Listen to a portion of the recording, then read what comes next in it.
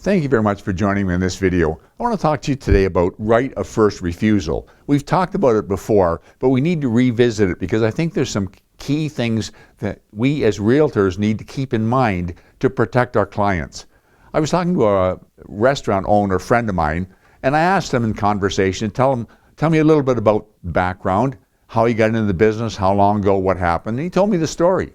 He said he opened his restaurant, leased the space, maybe 25, 30 years ago, spent a lot of money on leaseholds, got the equipment all in place, and opened up. And shortly thereafter, he got a call from the bank saying that the property had gone power of sale. The owner of the building had lost it to the bank, and the bank was actively selling it, and they told him that they had an offer. So I guess he figured they were calling him to say who he starts to pay his rent checks to moving forward. But no, the bank said, as it turns out, you have the right of first refusal, and we want to know whether you're going to exercise that right. Well, he didn't even know he had the right of first refusal. He said when they drew up the lease, the person put in right of first refusal, he wasn't even aware of it. Well, he exercised his right of first refusal. He was able to buy the building, and today it's free and clear, and his business is thriving because of that right of first refusal. So we need to understand what is a right of first refusal. It is very different than an option to purchase. An option to purchase is a binding contract between the buyer and the seller for the buyer to act at some point in the future on a preset price. But a right of first refusal requires a bona fide offer to come in, and then it gives the person holding the right of first refusal the opportunity to match that offer, step in and buy the property themselves. Now they'd be given a certain amount of time to act. Maybe they're given 48 or 72 hours, whatever the right of first refusal offers, and then they have to step in and substantially match the offer.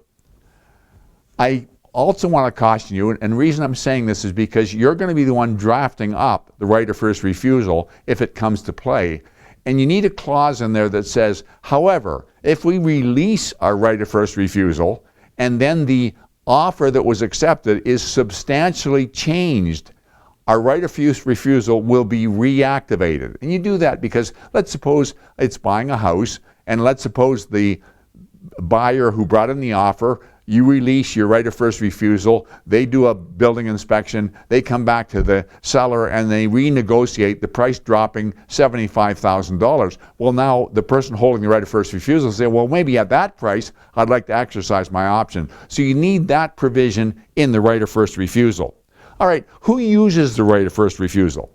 Well, the example I gave with the restaurant, a tenanted property. So you're representing a tenant, and the tenant is moving in to a plaza, or a freestanding building, and he's going to be spending a lot of money on leaseholds. He's going to be doing a lot of marketing to drive business to that location. That location is important to him. The owner of the building isn't prepared to sell now, but the person renting it is saying, but if you ever do, I'd like you to think of me first because I've got a vested interest in this. Well, when you're bringing in the lease, that's the time that the owner of the property is most, I'll use the term vulnerable, because they want that lease in place. You say, the only thing is my client wants a right of first refusal. If you're going to sell it at some point in time in the future, I want you to give him the first shot at it, if you like.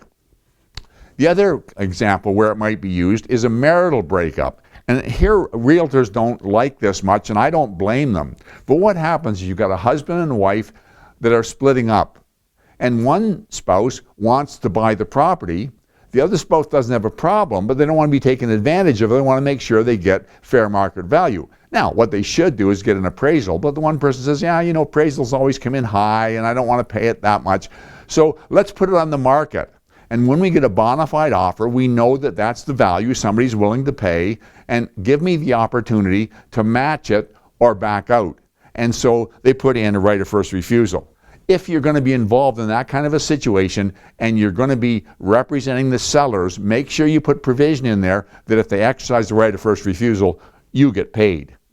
Now, the other example is where a buyer is interested in a property and just wants to tie it up.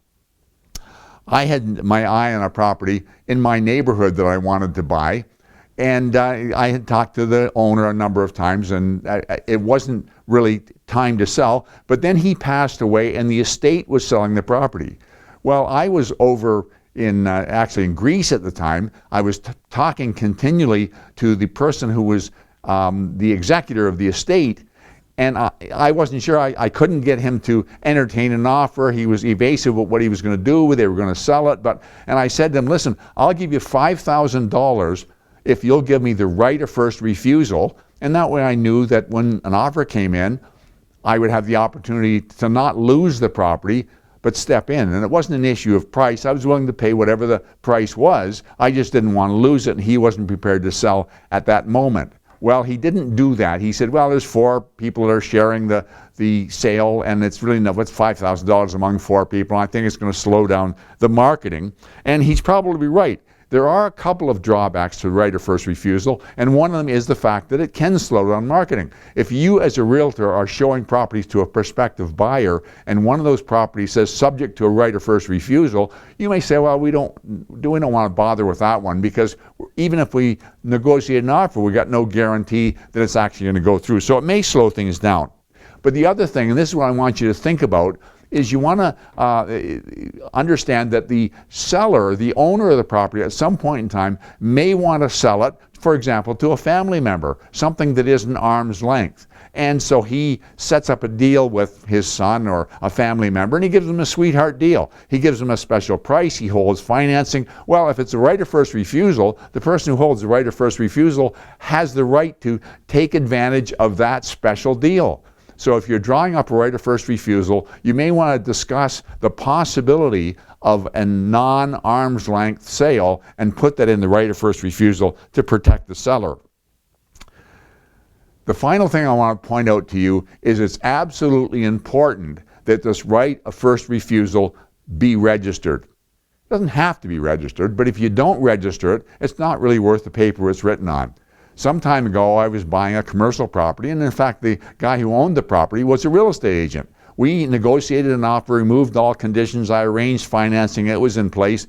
It came 5 days before closing, right at the end of the requisition period, and my lawyer called me up and said, I discovered there's a right of first refusal on this property.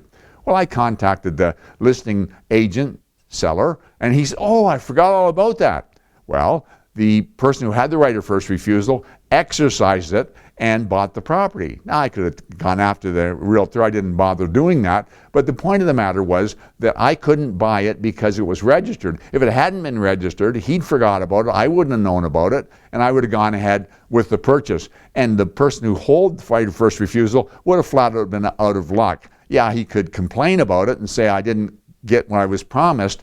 But once the sale went through, the deal was done. So you want to keep these things in mind, because when you're drawing up a right of first refusal on behalf of your client, you've got to put these things in place to make sure you're looking after their best interest. Thank you very much for taking the time to watch this video. Talk to you again next week.